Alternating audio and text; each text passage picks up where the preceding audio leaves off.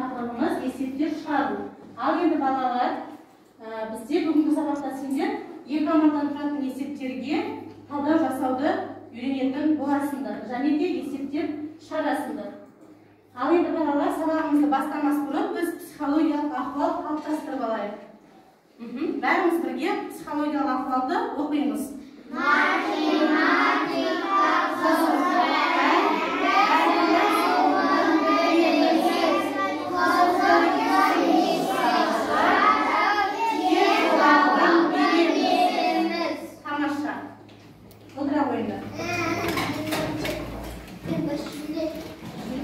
Ал енді балалар, бір тақтаға назар аудара қойыңдаршы, бір қараймыз. Ал енді сендерде бізде мақал мәтел берілген, енді мақал халық даналығы. Ал енді балалар, бізде бірінші мақалды оқып, және оның кім түсінігін айтып береді. Иә, Шолпан? Оқу білім азығы, білім ұрыс Қазығы. қазығы. Енді осы мақалды не туралы айтылғанын түсіндіріп бере қойшы.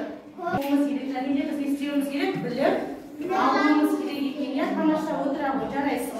Келесі, екінші мақалды кім оқып маған түсінігін айтып береді. Айша оқи ғой. Келесі, Али.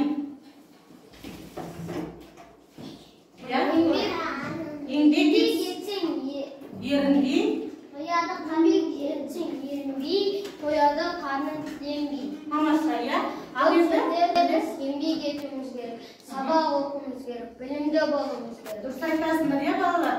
Біз білімді болу үшін не істеуіміз керекпіз? Көп оқуымыз керек екен. Отыра ғой, Али. Еңбек Үнжі оқи ғой. Оқусыз білім жоқ, білімсіз күнің жоқ. Оқусыз білім жоқ, білімсіз күнің жоқ дейді. Бұны қалай түсінеміз бұл мақалды? Біз сабақ оқымасақ, жазу жазбасақ, білім ала алмаймыз. Осы ол үшін не істеуіміз керекпіз біз? Біз оқуымыз Дұрыс керек, айтасыңдар. жазуымыз керек. Көп оқып, көп не істеуіміз керек